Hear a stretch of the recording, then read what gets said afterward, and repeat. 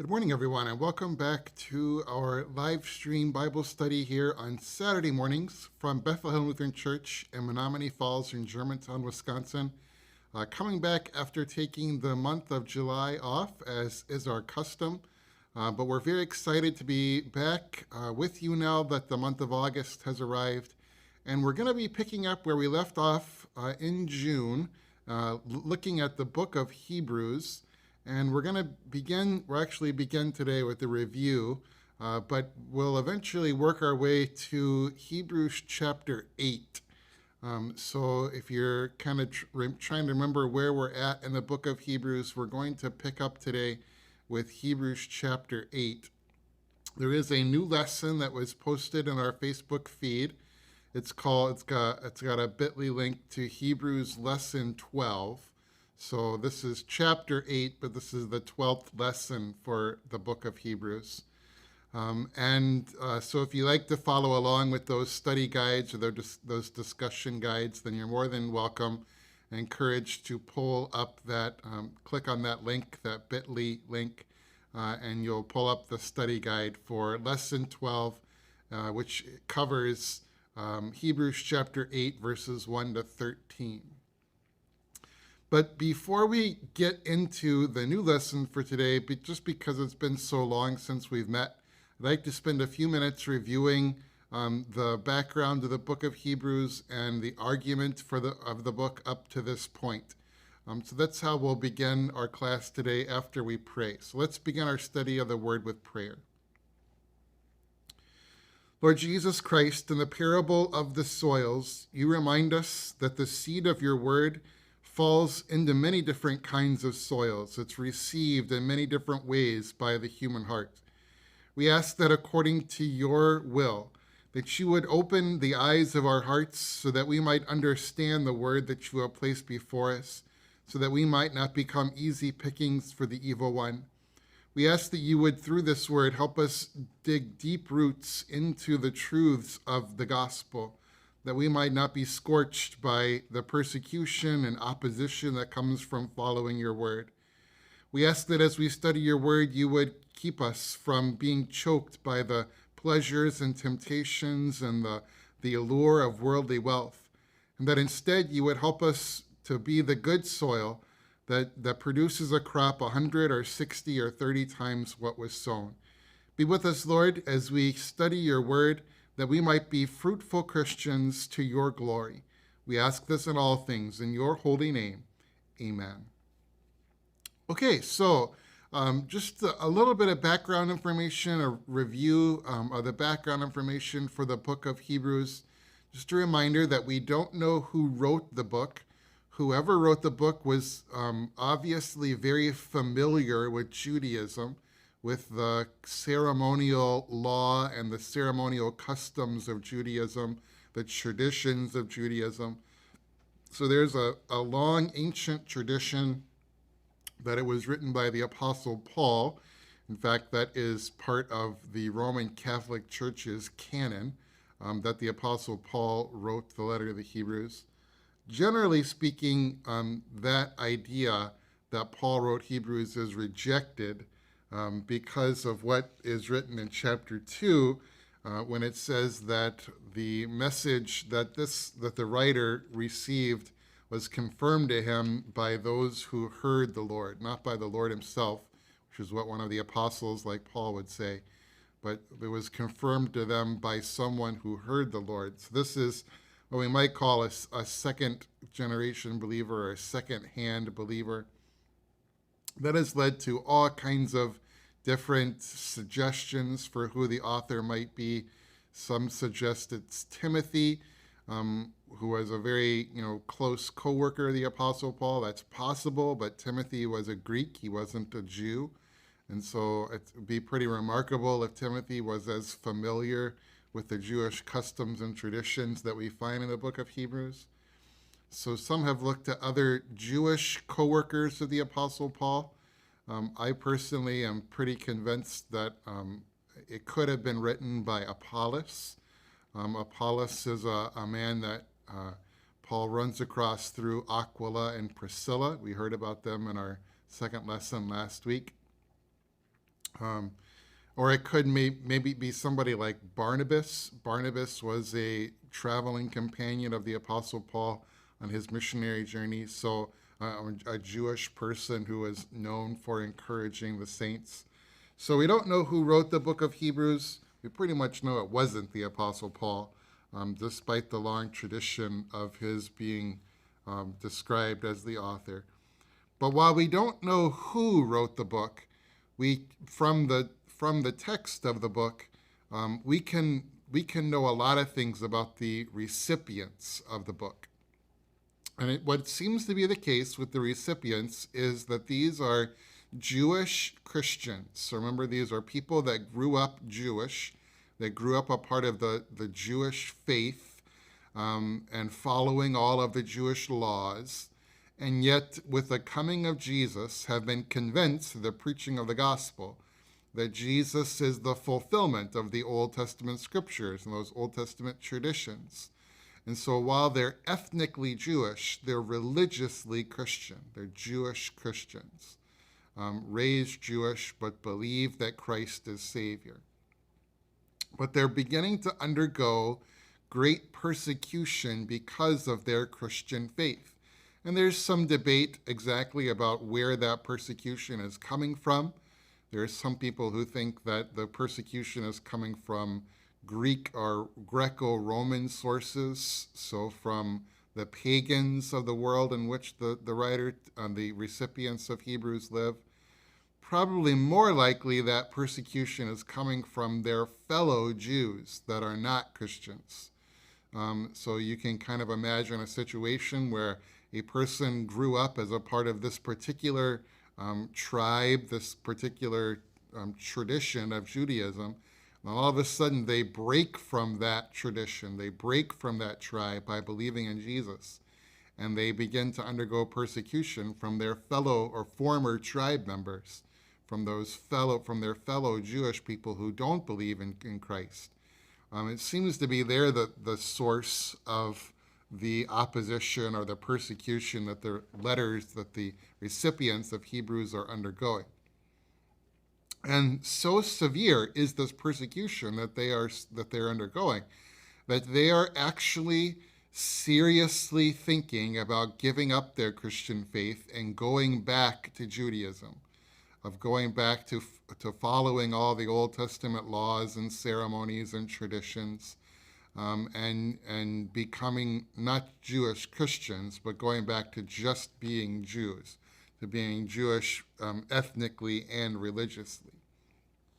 And so what the apostle, whoever wrote the letter of the Hebrews, takes up his inspired pen and he writes this beautiful letter to the Hebrews with the theme that Christ is greater, or Christ is better, or Christ is superior. And the whole letter is really a comparison between Jesus and all of the traditions and ceremonies and institutions of the Old Testament, of Old Testament Judaism. So it's Jesus being pitted against Old Testament Judaism. And in this comparison between Jesus and Old Testament Judaism, the verdict that the writer wants his readers to reach, try saying that 10 times fast, the decision that he wants them to make is that it's better to be a Christian, that Christ is superior to Judaism, that if they were to give up their Christian faith and return to Judaism, that they would be moving backward, not forward. And so what I'd like to do now is just take a little bit of time to work our way through the first 7 chapters of the book in a very high overview. So we're not going to get into the weeds at all of the difficulties or the hard interpretations of these chapters, but just in a very high overview way. The letter to the Hebrews has a beginning. It has a prologue, much like the 4th gospel has. Also much like Luke's gospel has. So those are kind of, when I think about the 3 letters or the 3 books of the New Testament that have prologues, I tend to think about Luke's gospel and John's gospel and the letter to the Hebrews. And in the letter to the Hebrews, in the prologue, we have introduced, and just as so often the case in prologues, the main theme or some of the main themes of the letter are introduced. Think about the way that overtures work for musicals or for symphonies. They introduce the musical themes that you're going to hear throughout the play or throughout the symphony. And that's what this particular overture does. It sets the scene. It introduces some of the key terms or some of the key thoughts that we're going to see throughout the rest of the book. But the most important one for the beginning is in verse 2, chapter 1, verse 2. But in these last days, he's spoken to us by his Son.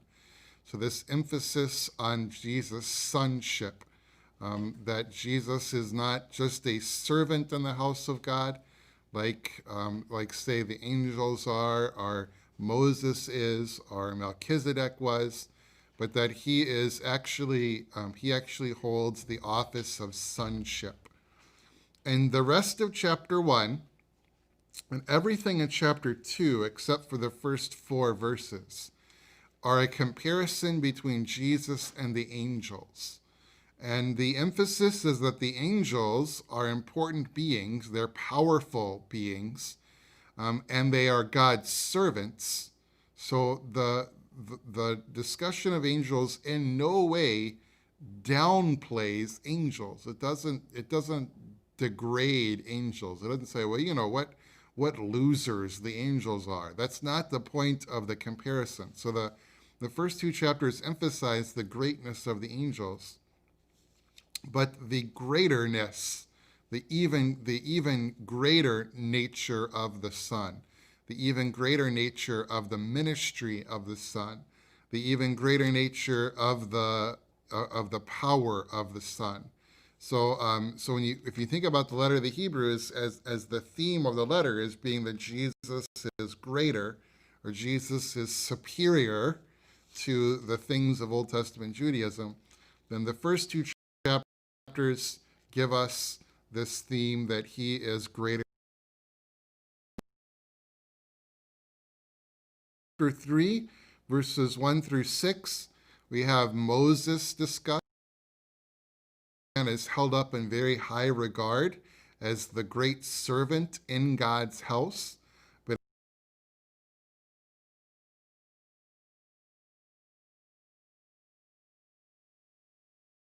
compare Moses and Jesus, just like you compared Jesus and the angels, and Jesus came out superior. So too you can compare Moses and Jesus comes out superior. And that leads into what is undoubtedly the most difficult section of the book that we have looked at so far. Having introduced the people that Moses led, or the people that were led through the wilderness for the 40 years before they entered the promised land. And this is the second half of chapter 3, so beginning with chapter 3, verse 7. And really it goes all the way through chapter 4, verse 13. So, and what's being compared here is, in one sense, the leadership of Joshua over the leadership and the leadership of Jesus. So Jesus is a better leader than Joshua because the promised land that Jesus leads his people to, or another way of saying that, the rest that Jesus gives to his people is greater than the promised land that Joshua leads his people to, or the rest that Joshua's people receive. So that's really chapter 3, verse 7, all the way through chapter 4, verse 13. Jesus is superior to Joshua. Jesus is superior, the rest that Jesus gives is superior to either the Sabbath rest or the rest of the promised land. And then the end of chapter 4 and end of chapter 5, we have beginning a long section of the letter. A section of the letter that is really going to run all the way through chapter 10, verse 18. Okay, so it picks up in chapter 4, verse 14, And it runs all the way through chapter 10, verse 18. And what the writer of the Hebrews does in these chapters is compare Jesus to different aspects of the Old Testament law or Old Testament ministry. So you have, leading off there, chapter 4, verse 14, therefore we have a great high priest who has ascended into heaven.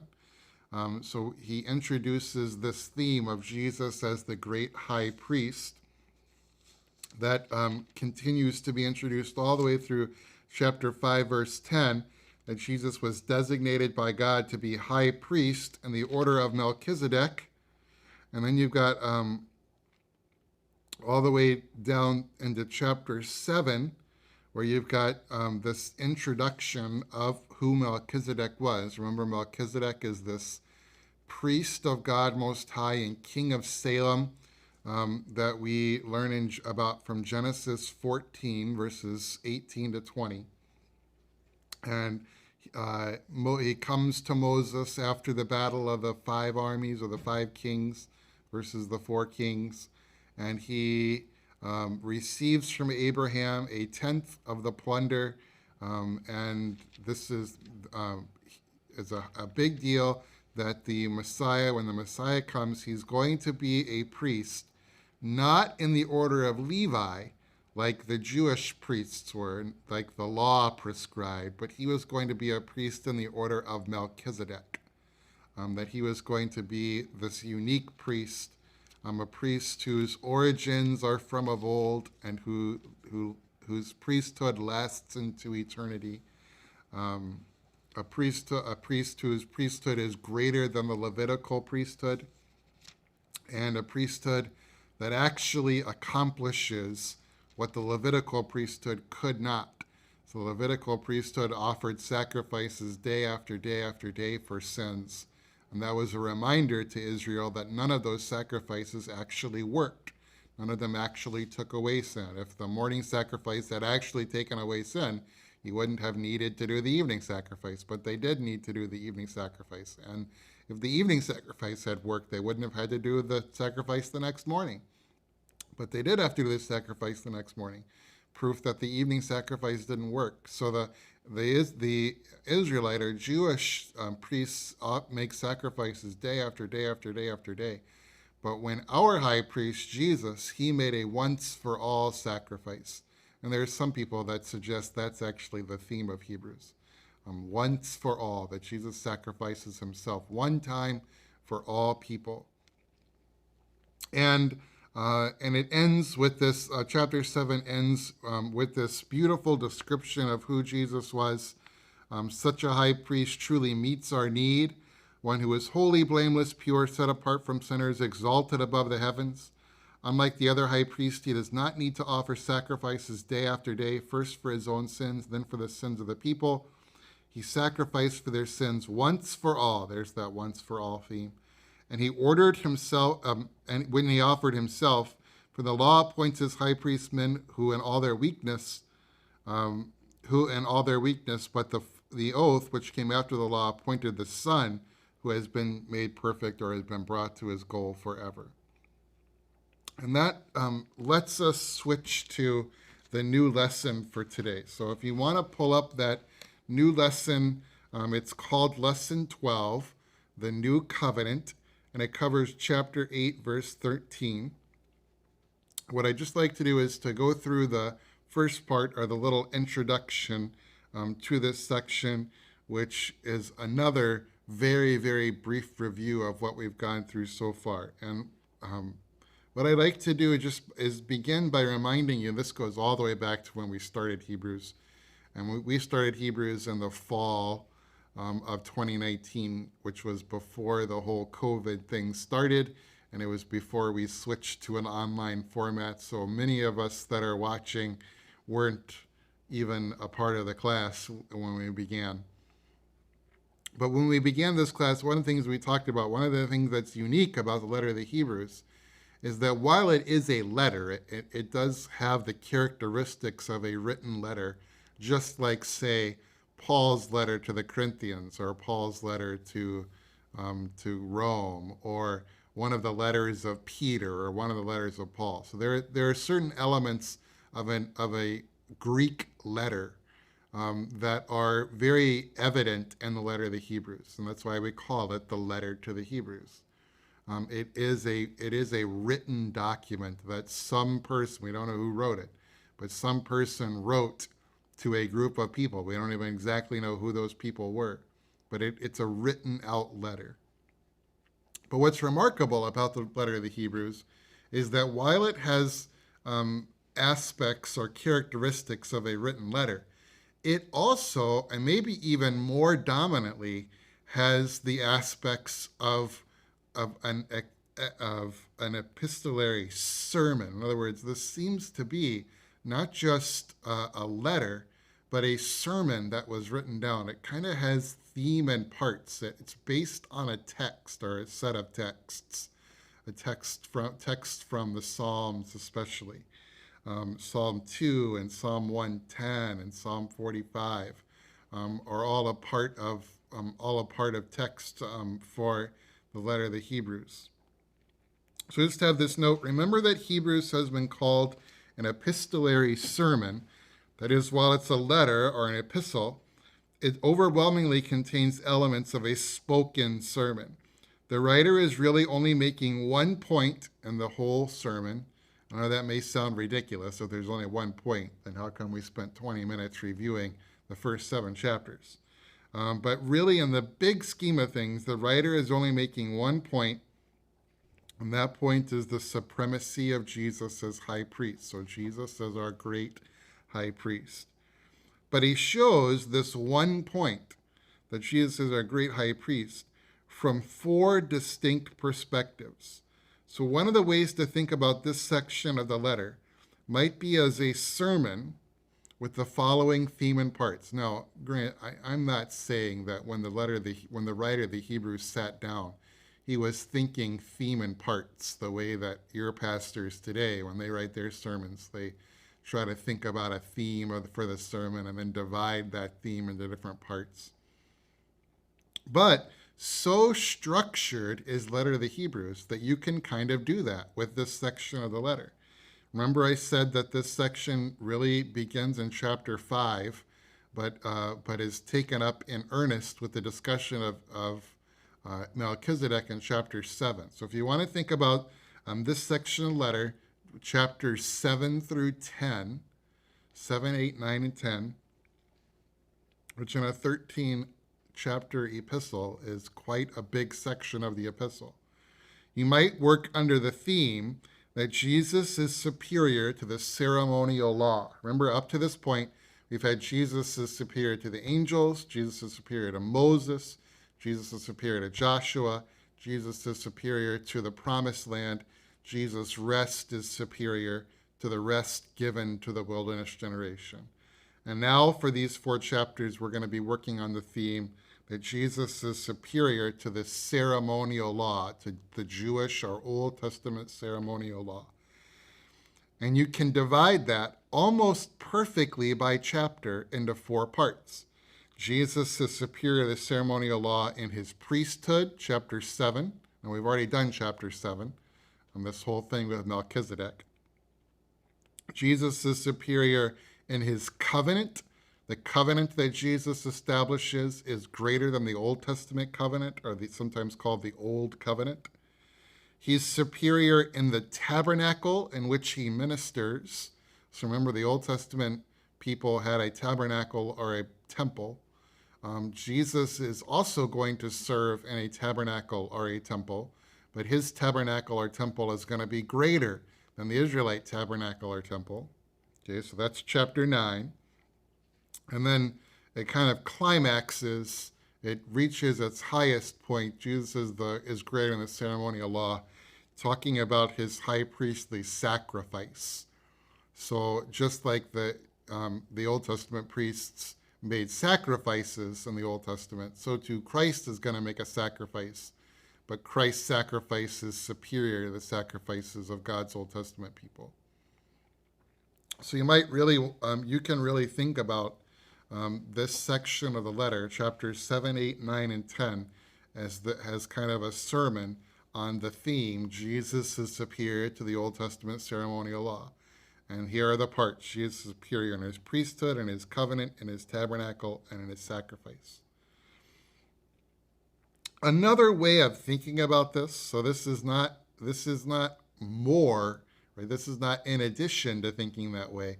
This is just another way of thinking about what we just talked about. And this is if you want to go all the way back to chapter 4, verse 14, which is including the wilderness generation section. So Hebrews 4:14 through 10:18 is a long doctrinal section of letter that focuses on the superiority of Jesus' high priestly ministry. In Hebrews 4:14 to 7:28, the emphasis is on the superiority of the person of Jesus as high priest. Okay, so it's he's greater than Moses, greater than Joshua, greater than the promised land, greater than the rest given to the promised land and to the wilderness generation, and greater than high priest. So it focuses on the person of Jesus. Chapter 4, verse 14 through 7:28 focuses on the person of Jesus. In Hebrews 8 through 10, 8:1 through 10:18, the emphasis will be on the superiority of the work of Jesus. So not his office, not his person, but his work, the things that he does as high priest. And if you want to think about it that way, then the very simple outline of this second half of the section, which is chapter 4:14 through 10:18, the simple outline would be that Jesus is the mediator of a superior covenant, chapter 8, that he is a priest of a superior tabernacle, chapter 9, and that he is the offerer. I don't know if that's even a word. I kind of made that word up. He is an offerer of a superior sacrifice, chapters 9 and 10. And then the last thing I'll say about this section, chapter 8, verses 1 to 13, that we're looking at today, is that as we've seen in the past in the letter to the Hebrews, this section kind of serves as a hinge. It simultaneously looks back at ideas that we've heard in chapter 7, while also looking ahead to ideas that are going to come up in chapters 8, 9, and 10. We might call this section, these verses, chapter 8, verses 1 to 13, as being Jesus as the mediator of a superior covenant. And the chapter can further be divided into these two sections. So transition, introduction, that has this idea that it looks back at chapter 7 as it transitions into a new section.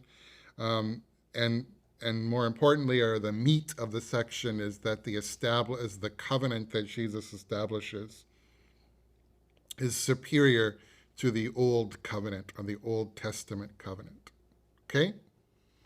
So that's our kind of brief review of the letter up to this point, and an introduction into chapter 8.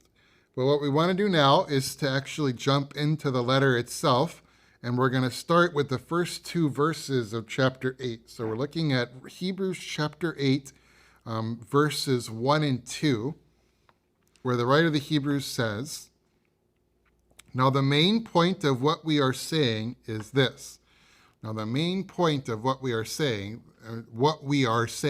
okay, is looking back at chapter 7, which is Jesus is superior, his priesthood is superior to the Melchizedekian priesthood, right? So his priesthood is greater than Melchizedek's priesthood. So, and that's what he says. Now the main point of what we are saying is this: we do have such a high priest, a greater high priest, who sat down at the right hand of the throne of the majesty in heaven, and who serves in the sanctuary, the true tabernacle set up by the Lord, not by a mere human being. So what I'll do is just point out how chapter 1 looks back at Jesus as a great high priest. We do have a great high priest. Everything that I've just described about the great high priest that we need, the great high priest that Jesus is, that is our high priest. So the first verse looks back at chapter 7. The second verse looks ahead at chapters 8 and especially verse 9, that Jesus serves in a greater tabernacle. So this is why it's sometimes called a hinge verse. It both looks back and ahead, or sometimes it's called a gate verse. Think about a gate in like a sheep pen or a cow pen that swings in and out. It looks back and forth at the same time. So that's a transitional verse. So number 1 on your sheet, this is the bottom of the first page. These verses serve as an important hinge that connects the first major movement of this section, the person of Jesus as high priest, to the second major section. He is his work as our high priest.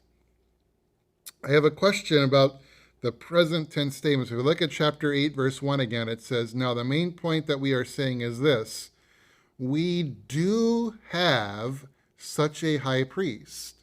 And then notice that's the present tense. We do. Right now, we have that. Right now, we have a high priest. I'll just point out this right away. Notice that what comes next is in the past tense. We do have a high priest who sat down at the right hand of the throne of the majesty in heaven. And now, verse 2, we go back to the present tense, and who serves, present tense, in the sanctuary, the first tabernacle set up by the Lord, not by human hands. So you've got present tense, past tense, present tense. So my question is, what is the significance of the present tense statement? We do have such a high priest. Of course, there are many people in our world, unfortunately, some in the church, not our church, not our congregation, but in the larger Christian church, the Christian church at large, all denominations, right? Unfortunately, there are many people in our world and some people in the church who think that Jesus doesn't exist anymore. That Jesus was just a human being like any other human being, and that he died on the cross, and that when he died on the cross, that was the end of it. That was the end of Jesus' life. There are lots of people in the world, most of the people of the world, and some people within the church believe that the story of the resurrection is a myth, that it's a fairy tale, that it is just that. It's a story. It's a fable. It's supposed to teach us a lesson. Something like Jesus, or the message of Jesus lives on in our heart, or something like that. But that the man Jesus, the quote-unquote historical Jesus, died on the cross, and that was the end of his story, just like anybody else's death is the end of their story. But that's certainly not what the writer of the Hebrews thinks. Because the writer of the Hebrews, who is writing probably before 70 AD, so he's probably writing in the 60s AD, so he's writing some 30 years after Jesus' death, he says, we do have a high priest. So what's the significance? You might not think about it, but chapter 8, verse 1 is a resurrection passage. Chapter 8, verse 1 is a passage about Jesus' resurrection. At least it may not be directly about Jesus' resurrection, but it teaches the fact that Jesus rose from the dead. We have a high priest right now. This very same Jesus that was discussed in chapter 7 continues to be our high priest right now. You have a high priest right now. Maybe that's also surprising because as Gentiles, we don't really think about priesthood the way that God's Old Testament people thought about priesthood. You might think, well, why do I even need a high priest? I don't, I'm not an Old Testament Jew. I don't need high priests like they did. But the reality is that you and I do need a high priest. We do need somebody who makes a sacrifice on our behalf. We do need someone who intercedes with the Father on our behalf. And the reality is that we do have, present tense, we do have such a high priest. And that high priest, of course, is Jesus. Okay? And then the second half of number 1, looking at that past tense verb, what is the significance that Jesus has sat down at the right hand of the throne of the majesty? Now, I know that's a really weird way of talking, the throne of the majesty, but that's a very Jewish way of talking about God. So the Jewish people, because of what you and I call the third commandment, or sorry, the second commandment, I always get mixed up because my Reformed brethren at the school that I study, they number the commandments differently than we do. So the second commandment, you shall not misuse the name of the Lord your God. That led the Jewish people to a practice where they tended not to say the name God. They tended not to use the word or the title God. And so instead of saying he sat down at the right hand of God, they're saying that he sat down at the right hand of the throne of the majesty. It's called a circumlocution. It's a way of talking around something. It's a way of referring to something without actually saying what that thing is.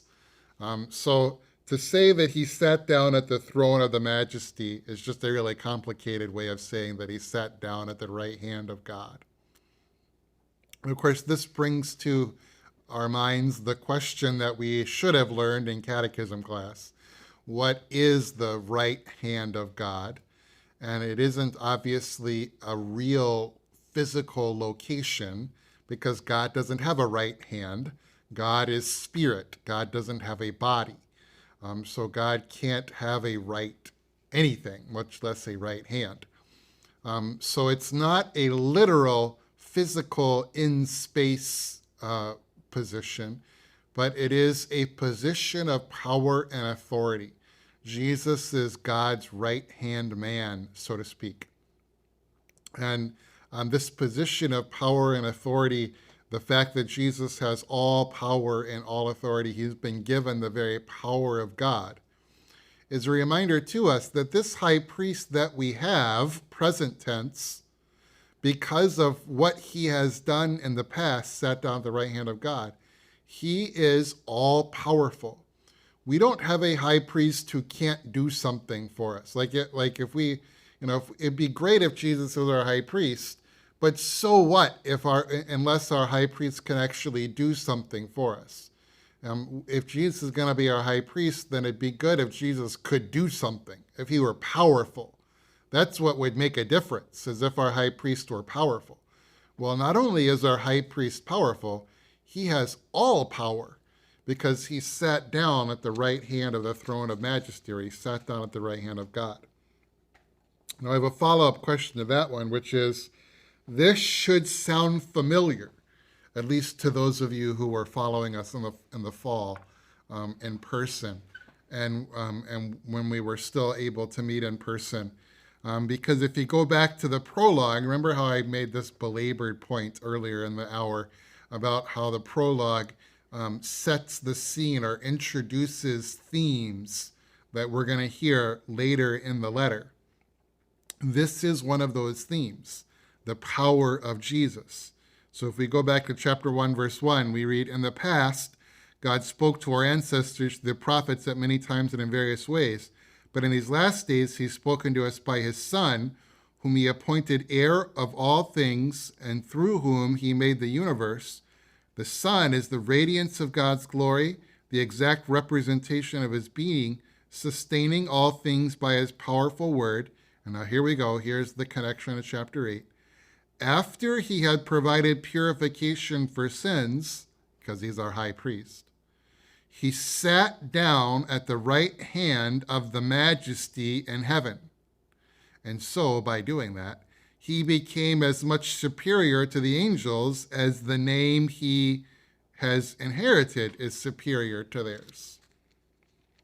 So you've got this phrase, Jesus sits down at the right hand of the majesty, and chapter 8 finds its parallel in the prologue in chapter 1. So you've already seen this description of Jesus before. Jesus as sitting down or being seated at the right hand of God. And then I've already talked about number 2, that as we've seen him do before, these verses act as an overlapping transition. They at the same time look back to the argument that's just been made, which is that Jesus is our high priest, while also looking forward to the argument that's about to be made, especially that Jesus serves in a better tabernacle. We're going to hear about that in chapter 9, verses 1 to 12. Okay, with that in mind, let's go ahead and continue reading our chapter 8. So now we're going to read the next paragraph, which is chapter 3, verse 6. So Hebrews chapter 8, verses 3 through 6. Every high priest is appointed to offer both gifts and sacrifices, and so it was necessary for this one also. So this one also is this high priest that we've been talking about in chapter 7, Jesus. Okay, so this one also refers to Jesus. It was also necessary for this one also to have something to offer as a sacrifice. If he were on earth, he would not be a priest, for there are already priests who offer the gifts prescribed by the law. They serve at a sanctuary that is a copy or a shadow of what is in heaven. This is why Moses was warned when he was about to build the tabernacle, the earthly tabernacle. And now we're going to have a quotation from Exodus 25. See to it that you make everything according to the pattern which shown you on the mountain. But in fact, the ministry of Jesus is as superior to theirs as the covenant of which he is the mediator is superior to the old one, since the new covenant is established on better promises. So let's just go through some of these discussion questions or statements that we have in this section. So number 3, Hebrews 8:3 reminds us that one of the main responsibilities of a high priest is to offer gifts and sacrifices. And we've already seen this truth emphasized in chapter 5, verse 1. So every high priest is selected from among the people and is appointed to represent the people in matters relating God, to offer gifts and sacrifices for sins. So we've already had this idea that one of the main purposes of the priesthood is to offer gifts or sacrifices. But that idea is repeated here in chapter 8, verse 3. But here's the second part. Although it is not explicitly stated in this verse, we know what the sacrifice that Jesus made was. What was that sacrifice? So it says in chapter 8, it says that just like Old Testament priests had to offer a sacrifice, so too for Jesus to be our great high priest, he had to make a sacrifice. Now, we're not told exactly what that sacrifice is yet. We're going to be. But we've actually already been told what that sacrifice is in chapter 7, verse 27. We're told, we got to find it here real quick.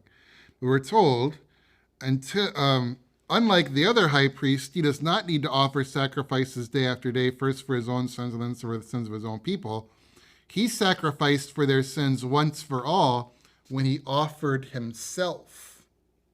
So the sacrifice that Jesus makes is himself, right? Jesus offers himself on the cross, and Jesus is the sacrifice that takes away sin. So Old Testament high priests offered the blood of lambs and bulls. Jesus offers his own blood as what takes away the sins of the world. All right, number 4. Note that in chapter 8, verse 4, we have another contrary to fact conditional statement. Now, I know that sounds scary, a conditional to fact conditional statement, but all that means, a conditional statement is a statement that says if then. Okay, so if Rachel makes meatloaf for dinner, then Pastor is not going to have dinner. Okay, that's a conditional statement. If Rachel were to make meatloaf for dinner, then Pastor would not eat dinner. A conditional to fact statement is, a contrary to fact conditional is when the first part of the conditional statement is not true. Okay? So let's just take for today an example. Now, the day when this is being shot live, so you may be reading this, you may be watching this on YouTube. And if you're watching this on YouTube in February of 2021, then the example that I'm about to use isn't going to work. Okay? But this is being shot on August 1st. So if I were to say something like, if after today's class it snowed, then we will have to walk on snowshoes to get to our car. Okay, now that contrary to fact conditional, it's called a contrary to fact conditional because I don't care what's going to happen in the next 30 minutes. When we get done with our class and go back out to our car, it will not have snowed. If it snowed before the end of class, then we'll have to walk on snowshoes. Well, we won't ever have to walk on snowshoes because it will not have snowed by the time we've gotten out of class. So this is a contrary to fact conditional. So if you look at verse 4 again, now let's look at a conditional statement. Notice that it's an if-then statement. It begins with the word if. If he were on earth, if Jesus were on earth, he's not, because he's ascended to heaven and is seated at the right hand of God. So if he were on earth, he would not be a priest. But it's a contrary to fact condition. He's not on earth, therefore he is a priest. He is a priest. And now there's an explanatory statement to the apodosis of the conditional. You know that term either. But if he were on earth, he would not be a high priest, for there are already priests who offer gifts prescribed by the law. They serve at a sanctuary that is I'm moving on too fast. So, but just a note that verse 4, chapter 8, verse 4 is another contrary to fact conditional statement. This verse is not saying anything disparaging about the Old Testament sacrificial system. After all, those sacrifices were, and there's a kind of a bad misquote here. They weren't proscribed by the law, they were prescribed by the law. Now, if I were going to make a really exegetical fallacy argument about proscribed, they really were proscribed by the law, literally speaking, proscribed to right around. So the law writes around the edges of the law. It says what the law really is or not. But in legal terminology, to proscribe a law means to get rid of it. It means to ignore it or to not enforce it. A law that's proscribed is a law that doesn't matter. And of course, that's not what it's. I meant to say prescribed. So prescribed by the law. So if you have a pen or a pencil, get through the word pro, and you can write the word pre, so that 30 years from now, you won't accuse me of teaching false doctrine. It's just a typo. It should be prescribed by the law. Okay, but if that's true, if it's true that chapter 8, verse 4 is a contrary to fact condition, and if it's true that it's not saying anything negative about the Old Testament priests because all that they were doing were things that were prescribed by the law, then what point about the Old Testament sacrificial system is being alluded to by this description? And the point is, while the things they did were prescribed by the law, they didn't actually work. They didn't actually do anything. They didn't actually forgive sins. Every day, the high priests, or the priests of the Old Testament, of the Old Testament ceremonial law, offered sacrifices. Sacrifices that were prescribed by the law. God told them to He told them to offer those sacrifices. So it wasn't that they were doing anything wrong by offering the sacrifices. In fact, if they hadn't offered the sacrifices, then they would have been doing something wrong, because God had prescribed the Old Testament sacrifices. But the problem with those sacrifices, with the blood of the bulls and goats, and the lambs and the birds that were sacrificed on the altars of Israel, The problem is that those never actually took away sin. We needed a better high priest who was going to offer a better sacrifice that would result in a better result, which is the actual forgiveness of sins. And again, we've already heard that. This is really the point that was made in chapter 7, verse 11 and 7:19, and picked up in our introduction, our kind of 30-minute introduction to the renewal of our study of the letter. We pointed that out then.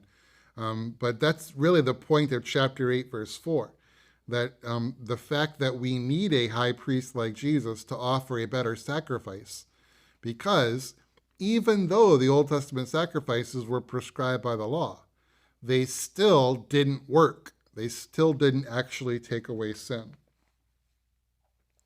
Okay. And then number 5 talks about verse 5. They serve, the Old Testament priests, they serve at a sanctuary that is a copy and shadow of what is in heaven. This is why Moses was warned when he was about to build the temple, or build the tabernacle, see to it that you make everything according to the pattern shown you on the mountain. So the writer of the Hebrews is drawing our attention to the tabernacle, that the earthly building called the tabernacle. And I have this point, chapter 5, even with the importance of physical church buildings, and I'm not trying to deny that the church thinks that the New Testament church thinks that physical buildings are important.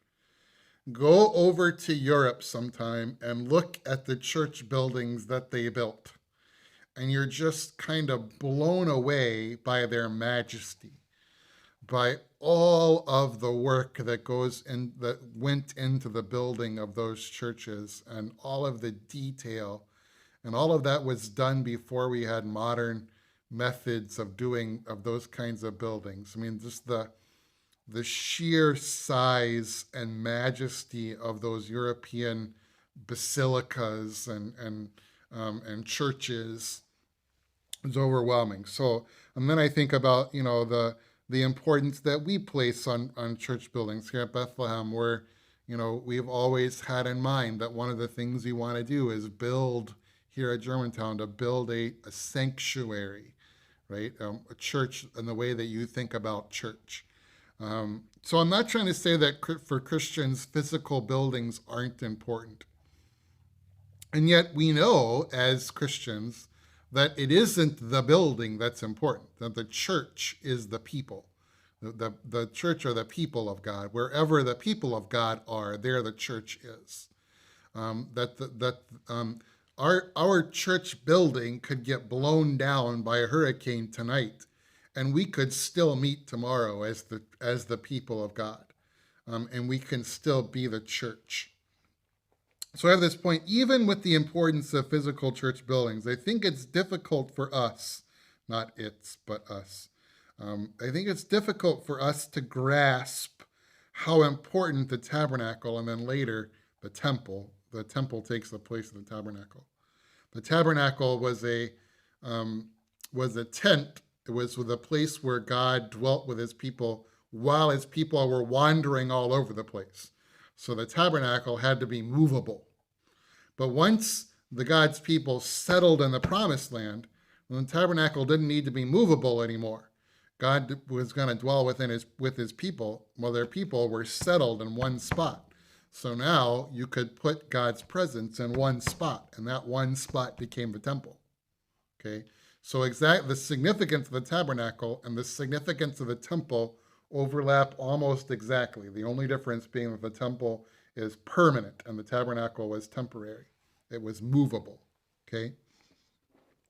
So it's difficult for us to grasp how important the tabernacle and later the temple were to God's Old Testament people.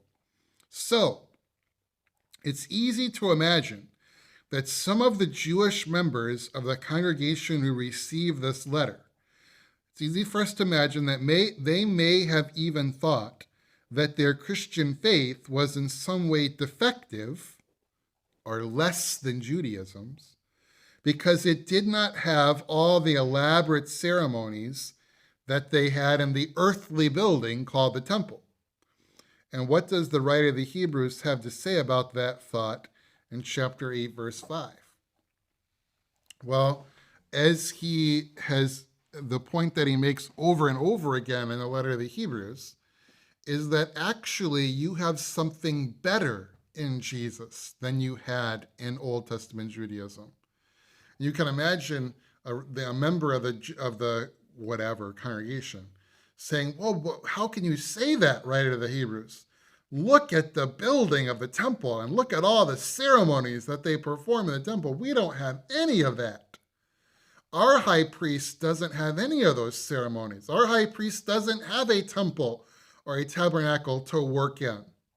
How can you say that our high priest is better when our high priest doesn't have a tabernacle to work in? And the writer of the Hebrews says, he does have a tabernacle to work in, and it's better than the tabernacle of the temple that Moses worked in. He's already said that Jesus is superior to Moses, but he's making that point here again. Because the temple or tabernacle is just a copy. It's just a copy. Look at verse 5 again. They serve at a sanctuary that is a copy and a shadow of what is in heaven. It's a type of heaven where God dwells with his people. Heaven is the real place where God dwells with his people. And this is why Moses was warned, when you build a tabernacle, you better pay attention to the instructions, because they were building a copy of what's in heaven. Okay?